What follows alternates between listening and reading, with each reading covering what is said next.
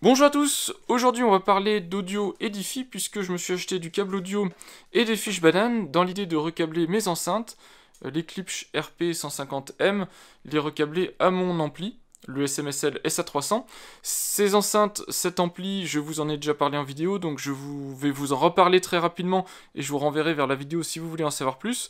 L'idée de tout ça, c'est que quand j'ai câblé mes enceintes à l'ampli, j'ai réutilisé du câble que j'avais déjà. L'installation en elle-même marche très bien, il n'y a absolument aucun souci, c'est juste que quand je veux faire le ménage, quand j'ai besoin d'accéder à l'arrière du bureau pour recabler des choses, le fait que les câbles soient fixés directement sur les borniers et qu'en plus ce ne soient pas des câbles adaptés, je vais vous montrer ça, c'est un petit peu galère. Donc les câbles en question, vous voyez, c'est des câbles plats, les reel cables qui sont ici, c'est du câble en 2,5 mm², ce qui est surdimensionné pour la longueur de câble que j'ai entre l'ampli et l'enceinte, et le câble plat étant particulièrement lourd et dense, c'est aussi très inadapté pour le cacher derrière le bureau. Donc j'ai racheté ce qu'il faut, à savoir le câble en 1 mm², ce qui est là encore surdimensionné par rapport à ce dont j'ai besoin, et les fiches bananes, et dans cette vidéo je vais juste vous montrer comment faire des câbles audio de qualité de manière rapide et adaptée aux enceintes que vous avez. Alors évidemment, la vidéo pourrait être bien plus courte, voire inexistante. Je vous dis juste, achetez du câble, vous reliez ça entre votre ampli et vos enceintes, et puis vous n'aurez au final pas énormément d'informations, puisque faut quand même se rendre compte que c'est pas n'importe quel câble qu'on utilise pour relier un ampli à des enceintes. Il faut savoir le matériau qu'on emploie, sachant qu'on va monter... Ici, je vais vous parler essentiellement des câbles cuivre, mais vous avez des câbles aussi plaqués argent. Donc, si on monte en gamme, on peut même avoir d'autres matériaux beaucoup plus nobles. Et puis, il y a aussi évidemment le diamètre des câbles, la longueur des câbles, si vous voulez équilibrer vos canaux stéréo, donc quel type de longueur recommander. Et puis aussi les embouts, si vous voulez laisser les câbles à nu, comme ça, donc avec le cuivre à nu, ou si vous voulez mettre des embouts, type fourche ou type banane, donc des choix possibles et toujours avec des budgets différents. Et puis si vous voulez acheter votre câble au mètre, comme ça vous le coupez vous-même, vous le montez vous-même, je vais vous montrer dans la vidéo comment on fait, mais vous avez aussi du câble préassemblé, pré-monté, donc de qualité en général supérieure, puisque le fait d'avoir des bananes ou des fourches directement assemblées monte un petit peu en gamme. Donc c'est l'idée de cette vidéo, elle va être un petit peu longue, mais l'objectif c'est de bien de vous faire comprendre tous les enjeux autour du choix des câbles, surtout sur des installations un petit peu qualitatives en termes de son, parce qu'évidemment sur du home cinéma d'entrée de gamme, etc., même un câble assez médiocre et une installation pas tout à fait conforme pourra vous donner un son largement satisfaisant pour en prendre du plaisir. Mais dès qu'on veut avoir du son un petit peu de qualité, il n'y a pas besoin de mettre très cher en termes de câbles et de mettre des embouts et compagnie, mais par contre il faut quand même faire les bons choix pour être sûr d'avoir quand même tout de son côté pour avoir la meilleure chaîne de rendu audio entre votre source, votre ampli et vos enceintes. Donc cette vidéo sera chapitrée, vous pouvez sauter ensuite de chapitre en chapitre en fonction de vos besoins, en fonction des informations dont vous avez besoin ou des informations dont vous n'avez pas besoin que vous connaissez déjà. Il y aura évidemment toute la partie théorique du choix des câbles, type de câble et où aller chercher quand on fait ses achats, où aller chercher ses câbles. Et puis vous aurez aussi évidemment en fin de vidéo toute une explication autour de la fabrication des câbles, donc avec ce câble-ci et ces bananes-ci. Alors juste avant ça, un petit rappel, donc je vous ai dit j'ai un ampli ici, SMSL SA300 qui est connecté sur des enceintes. Si je dois vous donner quelques conseils pour l'achat de matériel, c'est certainement pas dans du câble audio ou dans des fiches bananes que vous devez dépenser votre argent. Quand vous achetez de l'équipement audio, l'essentiel c'est d'avoir un son de bonne qualité. La manière dont vous l'obtenez après ça est moins important. Éventuellement vous pouvez aussi rechercher un certain look, et ces enceintes combinent à la fois la qualité sonore et le look, mais ce qui est avant tout nécessaire c'est d'avoir un son de bonne qualité.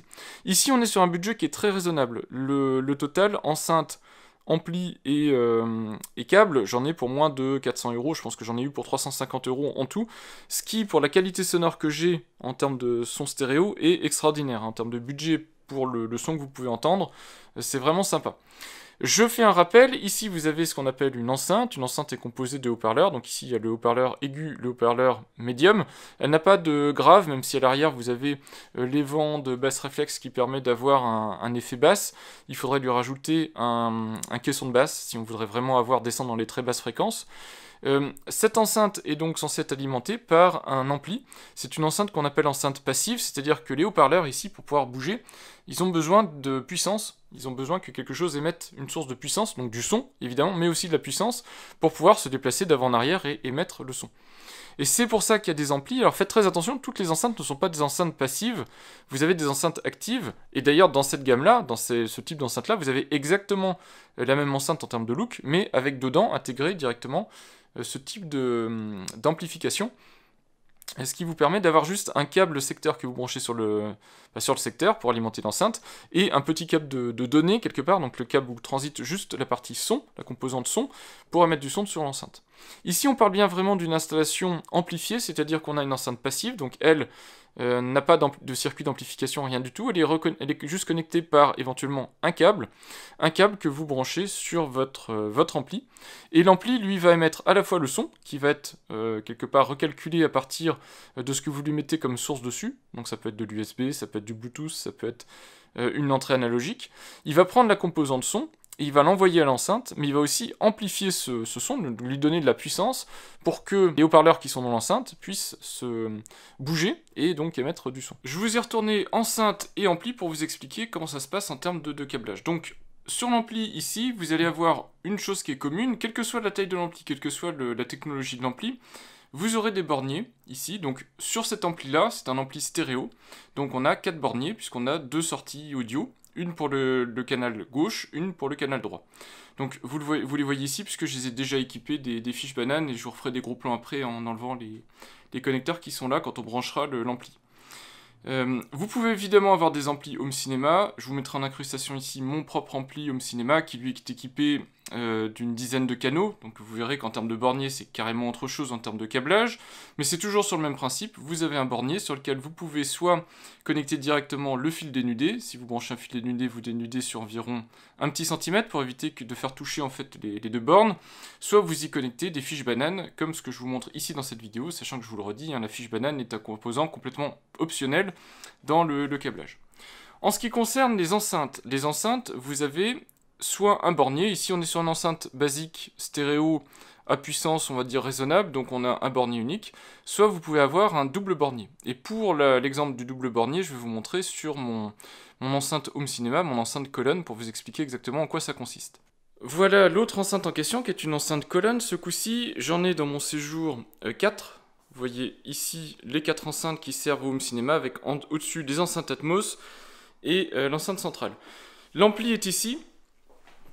Donc c'est un ampli 7.1.2 je crois, ou 5.1.2, enfin peu importe, de toute façon c'est pas très important. Et donc le câble d'enceinte il part le long ici des plaintes jusque, hop, ici, à l'arrière de l'enceinte. Donc je vais vous démonter l'enceinte et puis je vais vous montrer de quoi elle est composée et pourquoi on a un système de câblage qui est un petit peu différent. Donc voilà l'enceinte à nu, vous voyez qu'elle est composée de plusieurs haut-parleurs. Donc en haut le haut-parleur d'aigu, c'est-à-dire le tweeter. Ensuite vous avez 2 haut-parleurs de médium, qui sont les haut-parleurs qui reproduisent quasiment le spectre le plus large de vos plages sonores, donc que ce soit musical ou film, peu importe.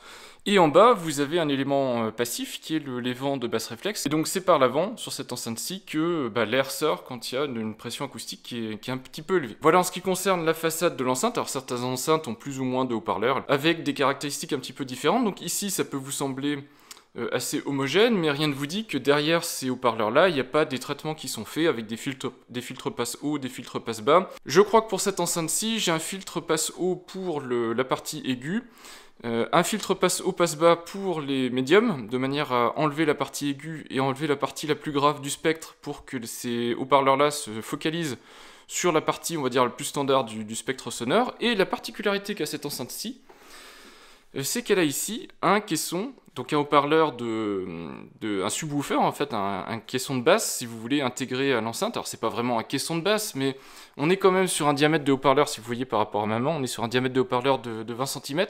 Donc on est quand même sur quelque chose, je crois même que c'est 21 cm, on a quelque chose de très raisonnable en termes de rendu sonore. Ça filtre passe bas, donc qui ne reproduit vraiment que les sons ultra graves, et donc qui est dédié à ce type de rendu. Donc vous vous doutez bien quand on voit une enceinte de ce calibre-là, que forcément on va pas aller sur du tout petit câble, puisque il faut quand même alimenter cette enceinte pour qu'elle puisse déplacer tous les haut-parleurs qui la composent. Donc ici dans mon cas de figure, ça va me permettre de vous montrer un autre type de câble. Vous voyez ici que j'ai du câble Northstone, qui est encore du câble OFC de très très bonne qualité, donc vous voyez ici la référence. Northstone qui est une très très bonne marque de câble audio. Donc ici c'est du B250. Câble Oxygen Free Copper, vous voyez ici c'est marqué Oxygen Free Copper, et toujours comme je vous l'ai expliqué, alors ici c'est un câble tout noir, donc il y a toujours une manière de se repérer quand on câble une enceinte, et pour respecter la polarité, vous voyez ici que sur le câble, sur un des côtés du câble, vous avez des petites flèches tout le long, qui vous permet en fait de distinguer ensuite un des fils de l'autre. Ça vous permet ensuite de câbler correctement votre enceinte sans avoir de soucis pour pouvoir reconnaître quelle est la polarité positive et la polarité négative, puisque c'est très important de correctement câbler son enceinte. Et si je vous montre l'arrière de l'enceinte, ici vous voyez un bornier qui est double. Alors pourquoi le bornier est double et pourquoi ici vous voyez un petit pont métallique entre les deux borniers? Ça aussi c'est très important à comprendre. Sur des enceintes de cette taille-là, vous avez différentes possibilités de câblage. Donc ici vous voyez que j'ai fait du câblage simple, donc un seul fil. Et il y a la possibilité, donc le câblage simple, en fait ce qui est nécessaire ici, c'est d'avoir ces ponts, les ponts métalliques que vous voyez entre les borniers. Donc vous avez ici deux câblages possibles, deux borniers possibles, qui peuvent se câbler avec des bananes. Vous voyez ici les trous pour les bananes ou des fils directement. Moi j'ai câblé avec des fils puisque c'est des enceintes qui sont à demeure. Et vous avez donc ces ponts qui permettent de faire le pont entre les deux positifs des borniers et les ponts entre les deux négatifs des borniers. Donc ici avec un fil simple et les ponts, l'enceinte a un simple fil de câblage et c'est ce fil-là qui alimente tous les haut-parleurs de l'enceinte. Il y a différentes solutions ensuite pour câbler une enceinte, surtout une enceinte de ce type-là. Vous avez le bicablage. Le bicablage, c'est quoi? C'est vous retirez les deux ponts qui sont ici, vous tirez, au lieu de tirer un seul câble là, vous tirez deux câbles, et vous câblez les deux borniers. Donc ici, on aurait un deuxième câble qui viendrait se fixer en bas, et pas les ponts ici. Le bicablage a, à mon goût, en tout cas à ma connaissance, aucune réelle amélioration dans le rendu sonore ou dans la facilité de câblage, etc. Il y a beaucoup de points négatifs, pas beaucoup de points positifs. Ce qui peut être intéressant, si vous avez une enceinte qui est très demandeuse en termes de puissance, et plutôt que monter dans des câbles extrêmement épais en termes de diamètre, vous pouvez conserver des câbles un peu plus fins, puisque vous séparez en deux en fait les lignes d'amplification de l'enceinte, donc ça permet de garder, vous aurez en fait le même encombrement, puisqu'au final vous aurez deux câbles de diamètre inférieur que votre câble unique de diamètre supérieur, mais ça vous permet d'avoir deux câbles plus fins. C'est peut-être le seul avantage, je dirais, au bicablage. Par contre, une fois que vous passez en bicablage, donc que vous avez une paire ici de câbles au lieu d'en avoir un seul, la chose qui est possible, c'est au niveau de l'ampli.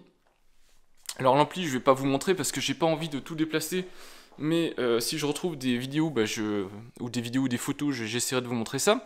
Sur certains amplis, vous avez la possibilité de bi-amplifier certains canaux. Donc sur celui-là, je peux bi-amplifier les canaux avant. Et la bi-amplification, c'est quoi? C'est que chacun des deux câbles qui arrivent à l'enceinte, puisque vous avez bi-câblé, est amplifié par un circuit interne autonome de l'ampli. Et donc au lieu d'avoir un circuit d'amplification pour une enceinte, vous avez deux circuits d'amplification pour une enceinte, chacun utilisant un des câbles, et ça vous permet d'avoir une partie de votre enceinte amplifiée par un des canaux de l'ampli, donc par exemple la partie la plus grave, et un des autres canaux de l'ampli qui amplifie l'autre partie de l'enceinte, donc la partie aiguë. Ça vous permet d'avoir un son en général mieux défini et moins brouillon, et là par contre c'est un avantage. Par contre ça nécessite du bicablage et donc de la bi-amplification, donc avoir un ampli qui est compatible avec ça. Voilà, donc j'espère que vous aurez compris cette histoire de bicablage, bi-amplification et double bornier. C'est pas très compliqué, mais vous voyez qu'il y a des petites choses à comprendre pour pouvoir correctement câbler une enceinte. Honnêtement, sur la majorité des cas, si vous ne faites pas de l'hi-fi, vous vous contenterez d'un simple câblage et d'une simple amplification. Mais dans certains cas, si vous êtes dans une écoute hi-fi, ça ne coûte pas nécessairement plus cher d'avoir un double câble. Et si votre enceinte supporte la bi-amplification et que votre ampli le supporte aussi, ce serait dommage de ne pas en profiter. En général, on a un petit gain audio qui est significatif.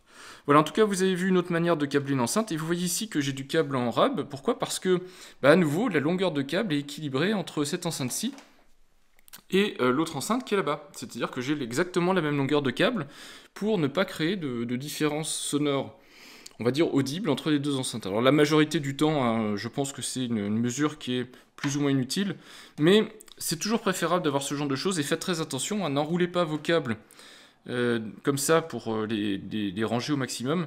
Essayez de les laisser assez déroulés, alors moi je le cache sous le canapé, de manière à ne pas créer un effet d'antenne. L'objectif aussi c'est de ne pas avoir de parasitage sur ces câbles là, et donc on évite de trop les emmêler pour qu'ils soient sensibles non seulement à leur autoparasitage, mais aussi parasitage, tout ce qu'il peut y avoir, donc ondes radio et puis ce qu'il peut y avoir dans votre logement. Pour transmettre ce type de son, on a besoin de câbles un peu spécifiques, parce que comme on a de la puissance qui rentre en jeu, on ne peut pas se permettre de mettre des petits câbles très très fins. Il faut des câbles qui tiennent la puissance qui va être émise au haut-parleur et donc à l'enceinte. Alors pour choisir son câble, on va faire une petite aparté là-dessus. Moi j'ai choisi du câble de 1 mm 5 carré. ce qui est surdimensionné, mais il y a différentes manières de sélectionner son câble en fonction de ce que vous voulez faire, en fonction de comment vous voulez équilibrer votre son, et en fonction de la distance que vous voulez parcourir. On est ici sur un principe d'électricité, on doit émettre de la puissance, et comme on doit émettre de la puissance sur une certaine distance, eh bien le câble rentre en jeu, puisque le câble a une certaine conductivité, il a une certaine résistance interne, et si jamais vous dimensionnez mal votre installation, vous mettez un câble beaucoup trop fin sur une distance beaucoup trop longue, vous pouvez même provoquer des départs de feu, donc votre câble peut s'échauffer au point où il y a un départ de feu en fait et il prend feu, comme n'importe quelle installation électrique puisqu'on est sur des principes d'électricité, ni plus ni moins. Donc c'est important de bien choisir, bien dimensionner son câble, donc je vais vous faire un tout petit aparté sur la longueur de câble et la section de câble pour que vous puissiez choisir en fonction de votre installation. Ça dépendra évidemment de la puissance de l'enceinte, de la puissance de l'amplification que vous avez, et puis évidemment de la distance que vous voulez parcourir, vous choisirez le diamètre de câble qui correspond. Donc ici moi je suis en 1,5 mm², sachant qu'avant j'étais en 2,5 mm², et que les deux, pour une longueur de 1,20 m, sont de toute façon surdimensionnés, mais c'est ce que j'ai retenu, c'était ce qui était le plus simple.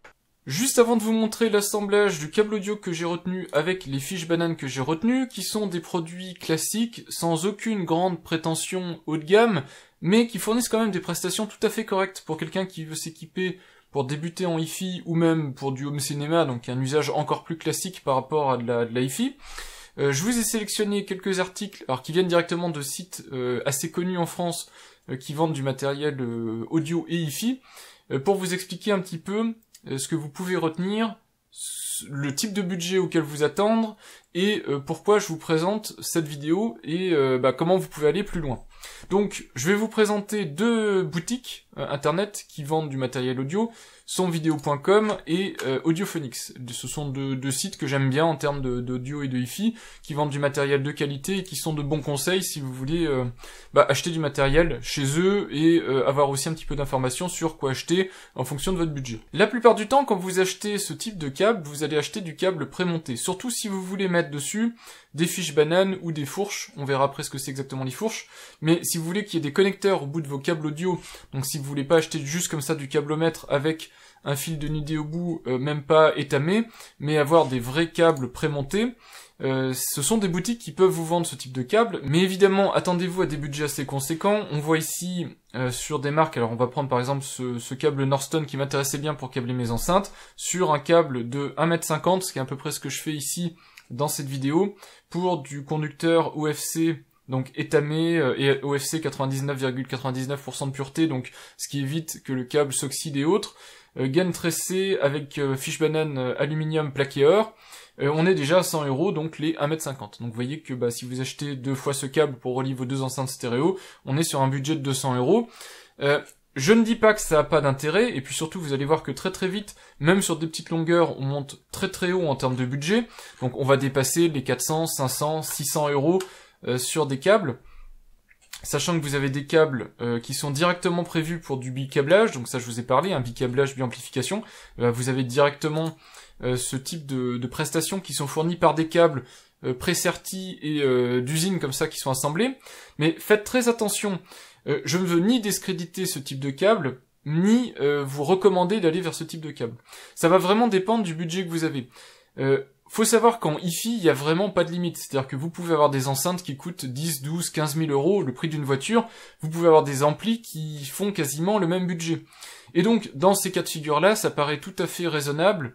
Alors, je sais pas si j'irai sur du câble à 1000 ou 1500 € les 2 mètres, mais ça paraît raisonnable de monter en gamme en termes de câbles, pour avoir des câbles qui minimisent au maximum les interférences, qui sont les plus purs possibles pour minimiser aussi la résistance, pour faire en sorte que ils conduisent au mieux le son que vous transmettez, puisque vous avez quand même à l'origine un ampli très haut de gamme, des enceintes très haut de gamme, c'est normal d'avoir le meilleur câble possible pour relier ces deux éléments. Mais nous on n'est pas dans ce cas de figure, je vous ai dit, la plupart des gens qui vont regarder cette vidéo, et moi, le type de produits que j'ai sélectionné, qui sont déjà des produits relativement onéreux, si on achète ce type de câble, on dépasse même le budget de l'ampli et des enceintes, donc ça n'a pas de sens. Et même acheter ici du câble pré-serti à 90 €, ça fait quand même cher. Alors si vous trouvez des bonnes promos avec des câbles pré-sertis, je sais pas, dans les 30 ou 40 €, ça peut valoir le coup, je dis pas le contraire, mais attention, montez pas très haut en budget, c'est vraiment un des derniers postes, hein. Le poste du câble audio et puis des connecteurs que vous mettez sur votre câble audio, c'est vraiment pas le type de poste où il faut flamber. Achetez-vous de très très bonnes enceintes, achetez-vous un bon ampli, avant de commencer à imaginer dépenser beaucoup d'argent dans des câbles. Ceci étant dit, je vais quand même vous repartager 2-3 infos sur des câbles. Alors déjà, la première question qu'on peut se poser, c'est pourquoi ne pas utiliser du câble électrique au lieu de câble d'enceinte. Alors c'est tout à fait faisable, hein.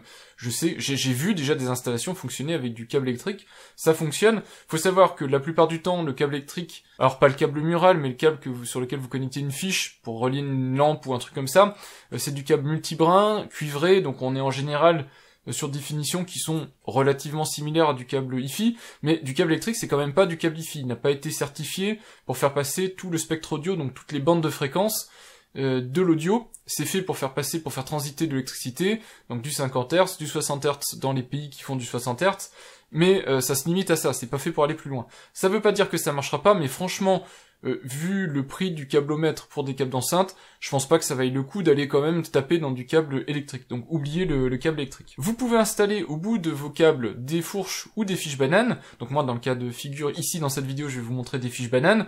J'aime moins les fourches, mais les fourches sont tout aussi appropriées pour relier des câbles audio à des enceintes et à des amplis, puisque ça fonctionne aussi avec les borniers. Et l'avantage des fourches, c'est qu'elles n'ont pas eu de soucis, on va dire, en termes de législation, comme avaient les fiches bananes qui ont longtemps été interdites pour des raisons de même diamètre que les fiches électriques, ce qui pouvait poser problème dans certaines situations. En tout cas, vous pouvez optionnellement installer des fourches ou des fiches bananes. Par contre, faut comprendre une nouvelle chose, c'est que si vous installez vous-même une fourche ou une fiche banane, donc comme ici on peut voir avec les fiches bananes que j'ai retenues, c'est la plupart du temps des connecteurs, donc des vis qui vont venir toucher le contact, donc le cœur du fil, de la partie cuivrée du fil. Il faut que ce soit très bien monté parce que sinon vous allez perdre en qualité sonore par le système de montage. Et c'est pour ça que la plupart des câbles Certi, ils sont aussi soudés, tout ça pour optimiser le contact entre la fiche et le câble. C'est des choses que vous n'avez pas nécessairement vous quand vous allez assembler votre câble. Alors vous pouvez toujours essayer de souder le câble à la fiche, ça se fait, mais bon, vous n'aurez peut-être pas le meilleur contact possible par rapport à des choses faites en usine. La fourche, même si je la présente pas en vidéo, je vous montre à quoi ça ressemble. Donc la fourche, contrairement à la fiche banane, elle ne se met pas dans le trou qui est là, mais elle s'utilise sur le bornier. Donc vous dévissez le bornier comme vous feriez avec votre câble audio, vous mettez votre fourche et vous resserrez le bornier. C'est un peu différent de la fiche banane, par contre, ça se monte de la même manière, en tout cas pour celle que vous pouvez assembler après coup.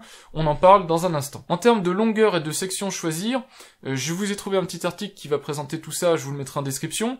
Faut savoir que la taille standard, si vous ne savez pas en fait, vous prenez du 2,5 mm². Quelle que soit la puissance de l'enceinte, peut-être pas quelle que soit la distance, mais pour la plus grande majorité des distances, vous n'aurez pas de soucis. Même si vous avez des enceintes un petit peu puissantes, avec du 2,5 mm², vous pouvez aller sur les 10 mètres, les 15 mètres, peut-être même les 20 mètres, sans que ça pose trop de problèmes, même si, à partir de 10-15 mètres, on commence à monter sur du 4 mm² pour être tranquille. Donc pour la section, retenez 2,5 mm², sauf si vous savez exactement, un peu comme moi, ce que vous voulez faire, donc vous savez que vous avez des petites enceintes bibliothèques, que leurs puissances sont raisonnables, que la distance que vous avez retenue est beaucoup plus raisonnable que 10 mètres, et donc vous pouvez descendre un petit peu, mais faites attention, ne descendez pas trop, on va voir dans un instant, si vous descendez trop, vous avez des risques, non seulement de perdre en puissance, mais aussi éventuellement de provoquer des petits soucis. Comme on est ici sur du sur-mesure, évidemment ne prenez pas des câbles trop longs, puisque si vous prenez des câbles trop longs, vous allez vous mettre à les enrouler. Si vous les enroulez, vous créez de l'inductance, vous créez des effets de bobinage ou d'antenne, et vous risquez de capter des parasites, ce qui va vous aller en l'encontre en fait d'essayer d'optimiser votre installation audio. Vous allez avoir du parasite, et donc vous allez avoir un son de mauvaise qualité.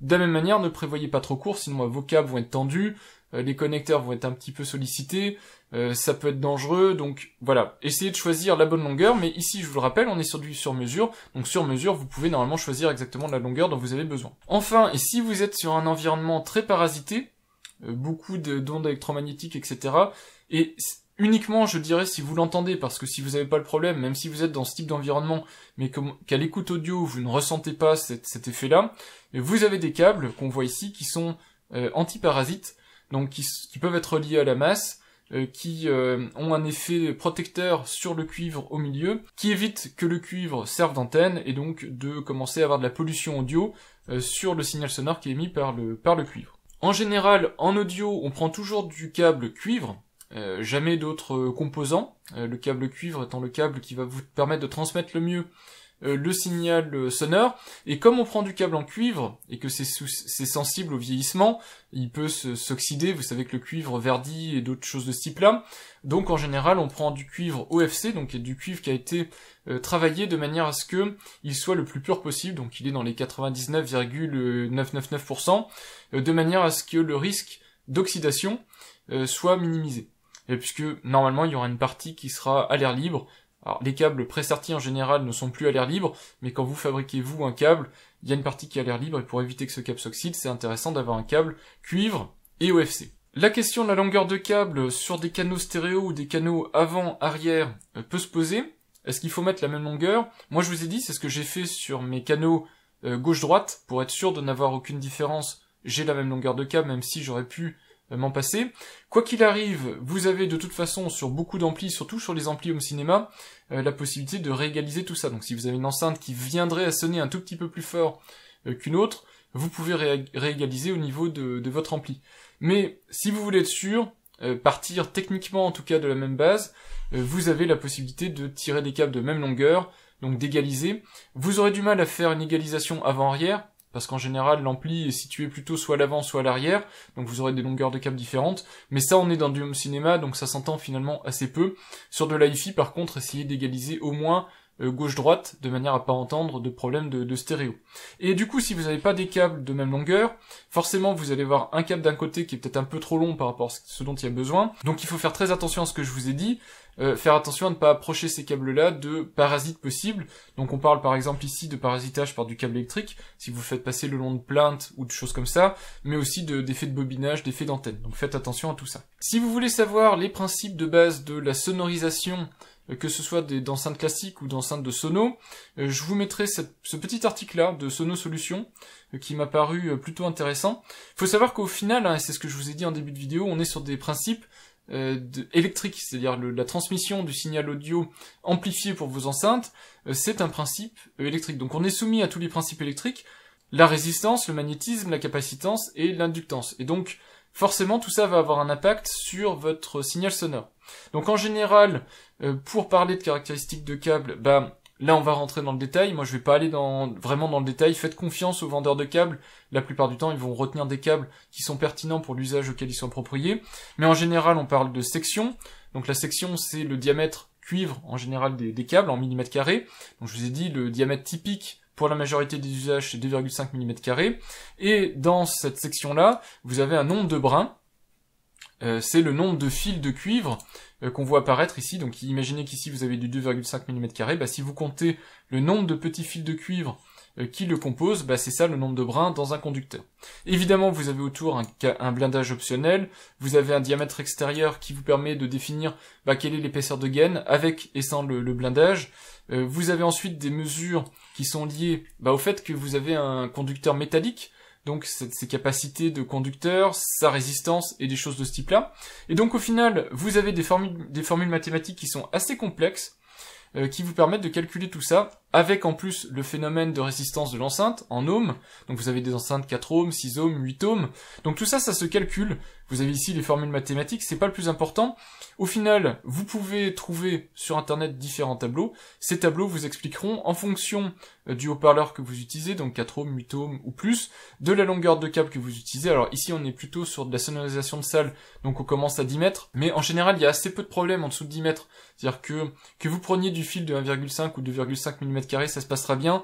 Sur des enceintes classiques de grand public, en dessous de 10 mètres, il y a assez peu de raisons de faire des mauvais choix. Si par contre vous allez sur des câbles plus petits, c'est que vous avez des toutes petites enceintes, donc des enceintes satellites, des choses comme ça, n'allez pas taper sur ce type de câble pour des enceintes plutôt classiques, bibliothèque ou colonne.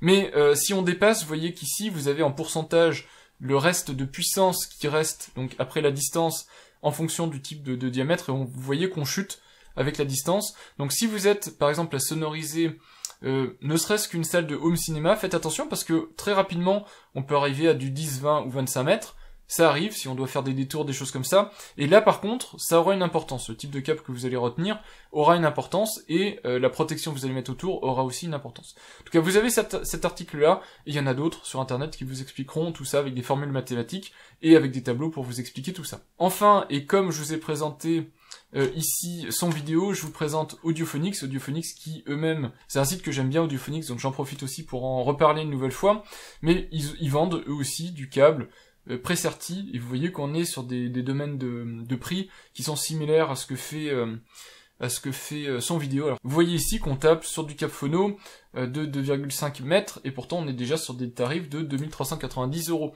vous voyez qu'on peut se faire plaisir même dans le domaine du câble, mais faudra toujours avoir un ratio prix du câble par rapport au prix du reste de l'installation qui est pertinent. Voilà, donc tout ça pour vous dire que moi du coup j'enchaîne avec ce que j'ai retenu, et ce qui je pense suffira à la majorité, l'intégralité des gens qui vont suivre ma vidéo, c'est le câble Cable Direct qui se trouve chez Amazon. Le câble Cable Direct, c'est un câble fait en Allemagne, fabriqué en Allemagne, cuivre OFC, assez pur, donc il respecte les critères principaux que je vous ai indiqués en vidéo. Par contre, il n'a pas de blindage particulier, donc il sera soumis à du parasitage si jamais vous faites pas trop attention à la manière dont vous l'installez. Et vous avez d'autres marques qui existent, donc je vous l'ai dit, moi je vous ai montré du câble Northstone, le câble Northstone au mètre, vous le trouverez sans problème. Vous allez ici dans câble d'enceinte, et vous verrez que vous avez du câble au mètre. Vous pouvez acheter du câble focal, du câble Northstone, peu importe. Vous voyez par exemple le câble Northstone B250 que j'ai retenu pour mes enceintes, pour ma solution Home Cinema, est un petit peu plus cher au mètre, donc à vous de voir. La marque ne fait pas forcément la qualité du câble, et je pense que les câbles Cable Direct qui sont vendus sur Amazon sont de très bons câbles, donc c'est pour ça que je vous les présente. Moi j'y gagne rien, hein, et si vous choisissez notre marque de câble, ça me va aussi. Donc vous voyez que vous avez différentes options. Alors par contre vous n'aurez pas d'option au mètre sur Amazon, contrairement à des vendeurs de câbles comme vous avez son vidéo et Audiophonics, vous pouvez acheter le câble au mètre, donc vous pouvez prendre exactement ce dont vous avez besoin. Ici, vous allez devoir acheter une bobine. Alors, il y a différentes longueurs qui sont disponibles. Vous avez 15 et 30 mètres en 2,5 mm, et vous avez pareil en 1,5 mm. Si vous avez besoin de 4 mm, ils en ont aussi. Du 6 mm, c'est un petit peu plus rare, donc là, je pense que vous n'aurez pas besoin d'en acheter. Mais au final, vous aurez peut-être trop de câbles par rapport à ce dont vous avez besoin, et donc vous ferez pas nécessairement d'économie. Donc regardez du côté de son vidéo ou Audiophonics, si vous avez besoin de câblomètre, ça peut être une option. En tout cas, voilà en termes de câbles, et en termes de connectique, je vous l'ai dit, vous avez deux options. Fiche banane ou fourche, à vous de voir ce que vous préférez. Moi, je vous montre comment on fait avec des fiches bananes. C'est assez classique, si vous préférez les fourches, ça se comprend tout à fait. Et vous en trouverez sur Amazon, mais pour le coup, pas sous la marque Cable Direct. Vous en trouverez sous d'autres marques. Alors faites attention, c'est le même principe de montage. Vous avez des vis, ce n'est pas du sertissage, ce n'est pas de la soudure, mais vous pouvez éventuellement trouver aussi de ce type de connecteur qui serait à souder ou qui serait à sertir, ce qui en général fournit une meilleure qualité sonore. À vous de voir, et puis ensuite autour de tout ça, vous pouvez mettre, si vous voulez, de la gaine thermorétractable pour protéger votre fourche, protéger votre fiche banane et protéger votre câble. Voilà en gros ce que je pouvais dire autour de tout ça, sachant qu'ici on est sur des budgets raisonnables.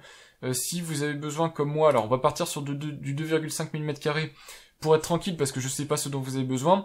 On est sur 18 € environ la bobine de 15 mètres, donc ce qui vous fait deux câbles de 7 mètres et quelques, donc ce qui est déjà raisonnable pour de la stéréo. Et les fiches bananes, si vous avez que deux enceintes à brancher, vous êtes sur 13 €.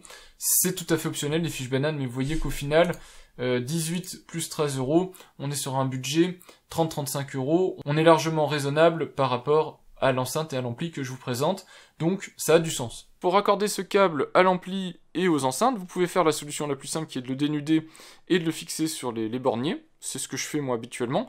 Si vous voulez une solution un peu plus facile, vous avez les fiches bananes qui sont ici, les fiches bananes qui vous permettent d'y raccorder directement votre câble, et ensuite comme ça vous avez des connecteurs que vous pouvez facilement enficher et déficher de vos enceintes si vous avez besoin de démonter votre installation. Alors, tout ça, ça a un coût, même si c'est pas énorme ici, je vais vous montrer des équipements qui coûtent pas cher, mais ça a quand même un coût au final. Et dans l'idée générale, en termes de budget, moi ce que je vous conseillerais, c'est de mettre le maximum de votre budget sur les enceintes. Les enceintes, c'est surtout les enceintes passives, hein, pas les enceintes actives. Les enceintes passives, c'est des produits qui vont rester très très très longtemps. C'est des produits qui ne vieillissent pas ou quasiment peu. La seule chose qui vieillit quasiment dessus, c'est la membrane ici caoutchouc qui peut éventuellement un petit peu se détériorer, et de temps en temps un condensateur à l'intérieur ou un petit composant électronique à l'intérieur qu'on peut toujours éventuellement changer.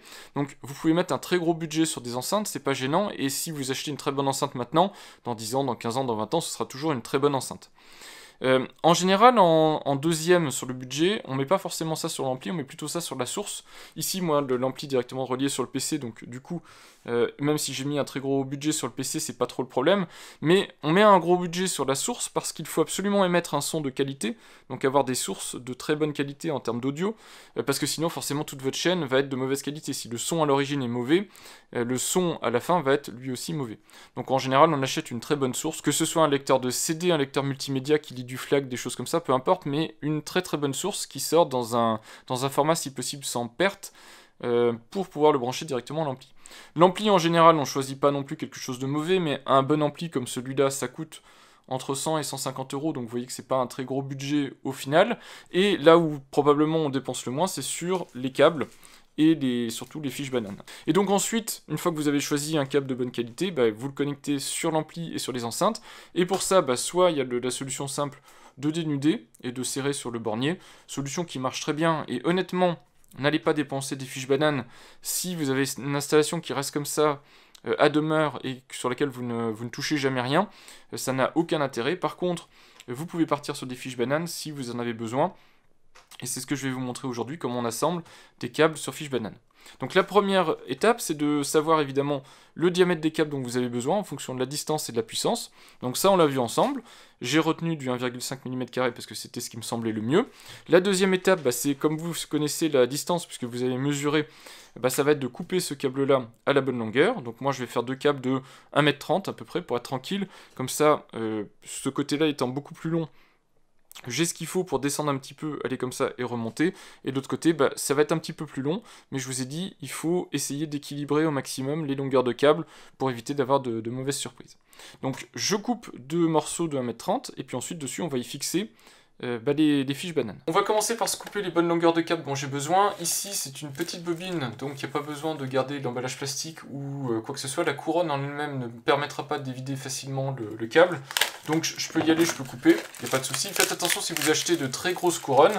Des fois il y a des manières, elles sont livrées dans du carton, et il y a des manières spéciales de quelque part de les dévider pour pouvoir les garder à peu près en forme, et derrière pouvoir les re-ranger si vous n'en avez pas besoin. Donc ici, moi je vous l'ai dit, j'ai besoin de faire deux câbles de 1,30 m, et pour ça j'ai mon petit mètre de couturier, mais vous pouvez utiliser évidemment le mètre que vous avez sous la main.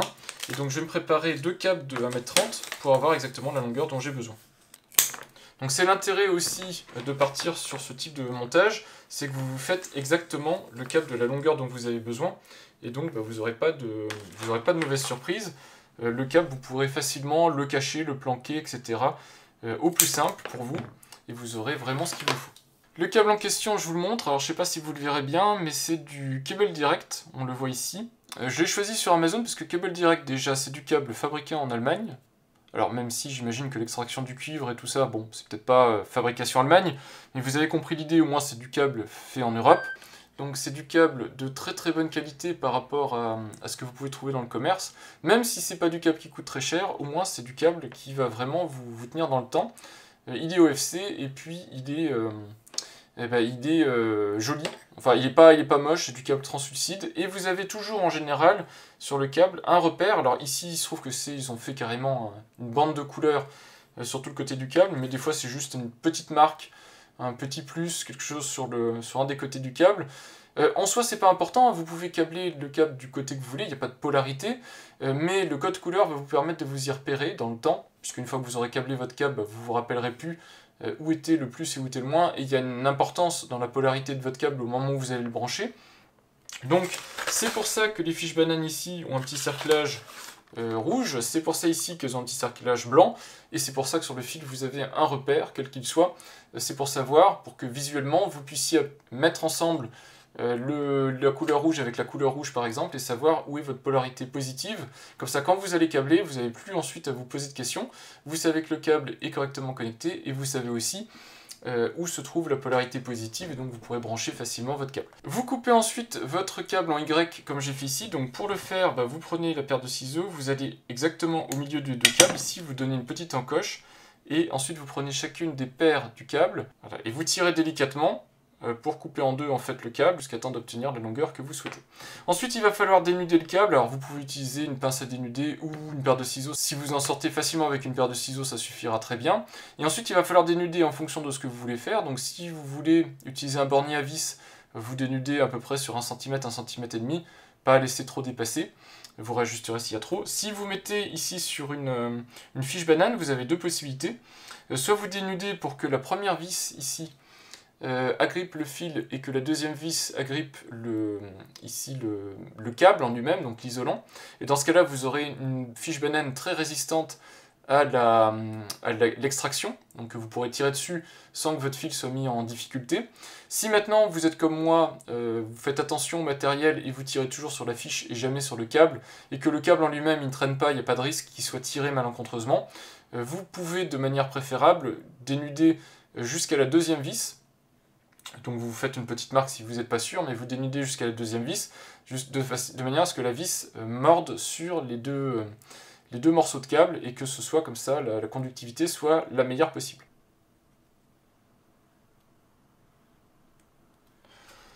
Voilà, donc un dénudage au ciseau. J'ai juste fait pivoter mon ciseau autour du câble, et puis vous voyez ensuite j'enlève la partie isolante. Je fais attention que le câble reste au maximum entortillé, donc vous voyez le câble est maintenant dénudé. Et puis il n'y a plus qu'à vérifier quand vous mettez le câble directement dans la partie ici de la fiche banane, est-ce que ça suffit ou pas. Moi j'ai fait un tout petit peu trop court, donc je vais faire un tout petit peu plus long. Voilà, cette fois-ci on est bon, j'ai bien le câble qui est visible dans les deux trous, donc je vais utiliser les petites vis qui sont là. Et dernière étape, il suffit plus, une fois qu'on a mis la petite vis, de venir écraser le fil dans la fiche banane.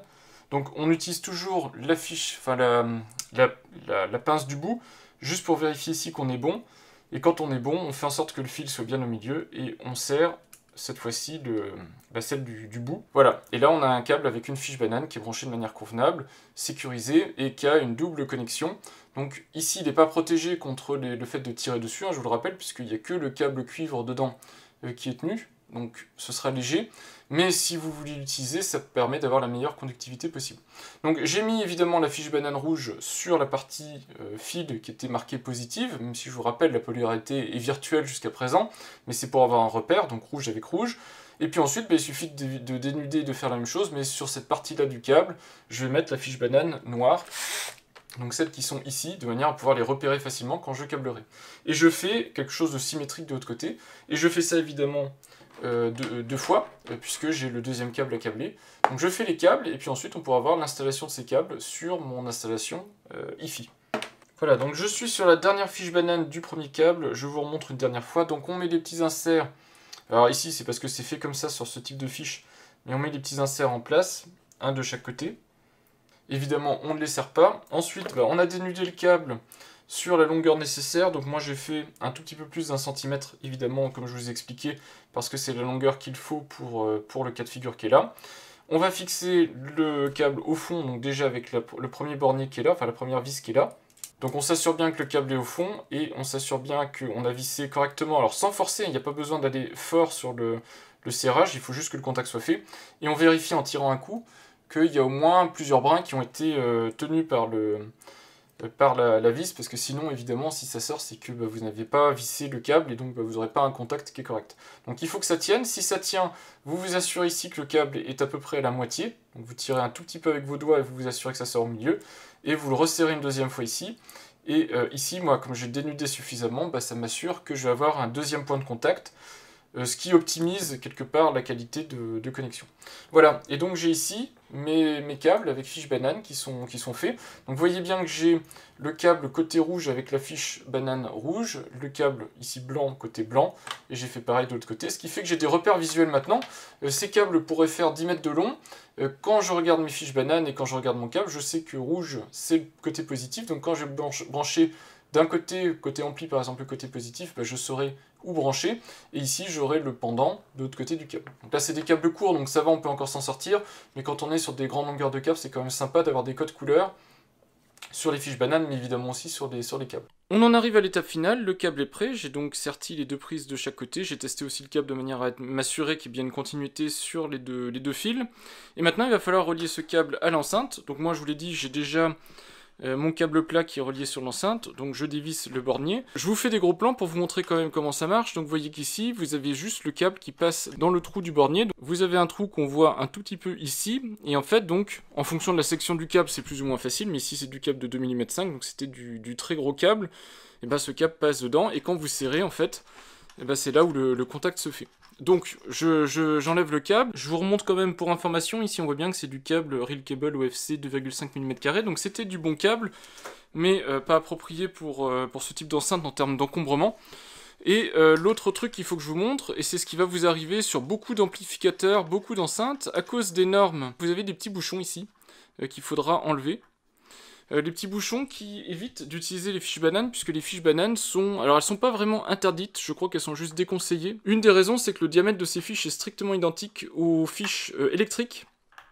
Et donc éventuellement vous pourriez faire une liaison au 220, et là ça serait catastrophique. Donc c'est pour ça je crois que c'est bloqué. Voilà, j'ai libéré les embouts où je vais fixer les fiches bananes. Vous pouvez, si vous le souhaitez, visser à fond les borniers. Honnêtement ça n'a plus aucune importance puisqu'on va pas utiliser ces borniers là.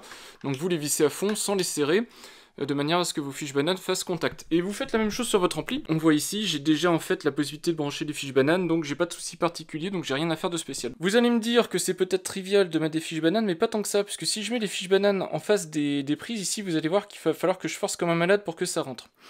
Ça reste du cuivre, enfin en tout cas si vous choisissez des fiches bananes de bonne qualité, ça reste du cuivre.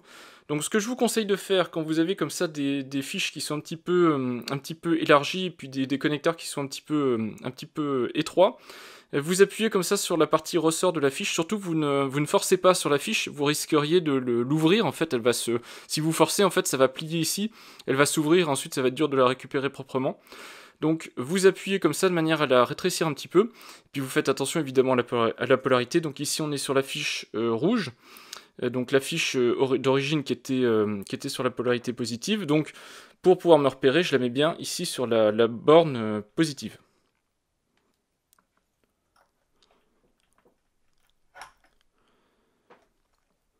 Voilà, donc vous voyez que ça s'en fiche plutôt facilement une fois qu'on a fait le boulot nécessaire, et je fais la même chose avec l'autre et vous allez voir que ça s'en fiche assez facilement. Voilà, et puis il suffit de faire la même chose sur l'amplificateur. En ce qui concerne le câblage de l'ampli, c'est très simple. Ici donc on part là aussi sur un câblage avec fiche banane. Si on était parti sur un câblage avec des câbles classiques dénudés, donc toujours de la même manière, vous dénudez d'1 centimètre, vous dévissez votre bornier, vous passez... Vous verrez sur votre bornier, vous avez un petit trou, vous passez votre câble dans le petit trou, vous resserrez votre bornier, c'est très simple. Faites juste attention de ne pas faire un faux contact entre deux bornes, ça pourrait être assez embêtant. Ensuite, il suffit de repérer soit par la couleur de la fiche banane, soit par la couleur du câble, le câble qui correspond à la borne négative de votre enceinte. Donc ici, moi, c'est ce cas-là. Donc j'ai fait comme tout à l'heure pour l'enceinte, j'ai appuyé sur la fiche banane pour l'aplatir un petit peu pour faire en sorte qu'elle soit facile à enficher. Donc je prends la fiche banane ici positive et je la mets ici dans mon bornier. Au passage, vous voyez que comme j'ai deux câbles maintenant de 1 mm 5 avec des fiches bananes, c'est beaucoup plus propre à l'arrière de l'ampli. J'ai plus de soucis d'énormes câbles qui partent comme ça derrière le bureau, c'est plus propre, c'est plus facile à câbler. Et évidemment ensuite j'ai plus qu'à recabler le reste, donc j'ai besoin de recabler ici l'appareil qui est là, le lecteur multimédia qui est là, donc ça se câble comme ça. Je câble l'USB. Dans mon cas de figure, la source principale de cet ampli, en plus de ce lecteur multimédia, c'est l'USB, donc je câble l'USB, et puis j'ai l'alimentation de l'ampli que je branche ici. Voilà, le câblage de l'ampli est fait, vous voyez que c'est pas plus compliqué que câbler l'enceinte. Alors ici c'est très simple parce qu'il y a des fiches bananes, donc les fils partent droit derrière, c'est pas gêné par les autres connecteurs, les autres bornes qu'on peut avoir. Évidemment, vous, si vous avez un câblage directement en fil, ce que je peux pas vous déconseiller, hein, c'est très efficace aussi et ça coûte moins cher, ce sera un tout petit peu plus compliqué puisque vous serez gêné par les autres bornes. Donc il faut avoir des petits doigts ou voilà, faut prendre son temps pour pouvoir resserrer les borniers. Et puis faites attention. Alors fiche banane ou bornier, mais surtout bornier, il faut resserrer de temps en temps ces bornes. Étant donné que les fils sont essentiellement des fils multibrins, de temps en temps, ils ont tendance à s'affaisser un petit peu, et puis les bornes peuvent devenir desserrées, donc venir serrer un petit peu de temps en temps. Sur les fiches bananes, en général, une fois, vous redonnerez un petit coup de tournevis sur les deux petites vis qu'il y avait sur la fiche banane, juste pour vous assurer qu'elle est toujours correctement serrée. Voilà tout ce que je pouvais vous dire au sujet du câblage des enceintes. Il y aurait éventuellement d'autres sujets abordés, mais bon, la vidéo sera beaucoup trop longue, et l'information en elle-même ne sera pas forcément pertinente pour tout le monde. Ça fait maintenant plus d'une semaine que je tourne avec ce câble-là qui est branché sur mon ampli et mes enceintes.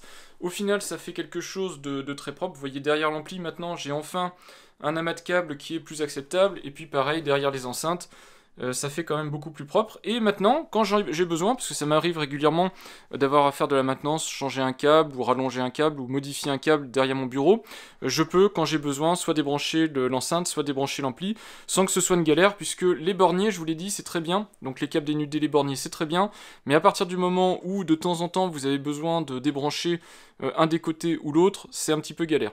Donc dans mon enceinte home cinéma, je reste sans fiche banane, sans fourche et compagnie, c'est très bien avec des câbles dénudés, mais maintenant ici, au moins, quand j'ai besoin de faire un petit changement de câble, bah ça me prend plus du tout de temps. Concernant le rendu sonore et la qualité sonore du changement que j'ai fait moi, puisque je vous rappelle, je suis passé de câble de 2,5 mm à du 1,5 mm avec des bananes des deux côtés, donc potentiellement j'aurais pu réduire la qualité sonore de mon installation, bah c'est pas le cas. Je vais pas dire non plus que j'ai amélioré parce que ça ne s'entend pas, honnêtement, je ne serais pas capable en aveugle de faire la différence entre l'installation avant et l'installation maintenant, donc c'est très bien. J'ai les fiches bananes maintenant qui me permettent d'être un petit peu plus souple quand j'ai besoin de recabler des choses, et je n'ai pas changé la qualité sonore de mon installation, donc c'est plutôt bien.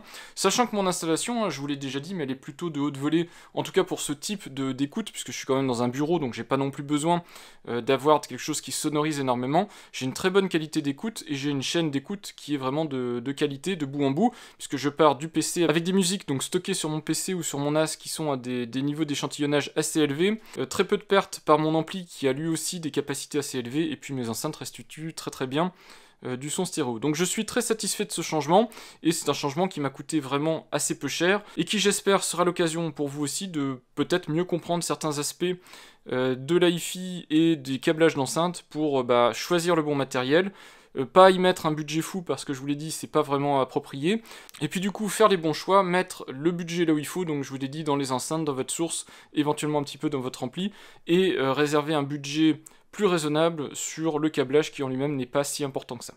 Voilà, j'espère que ma vidéo vous aura aidé à faire tous vos choix et à mieux comprendre le sujet, et moi je vous dis à bientôt pour de prochaines vidéos. Au revoir.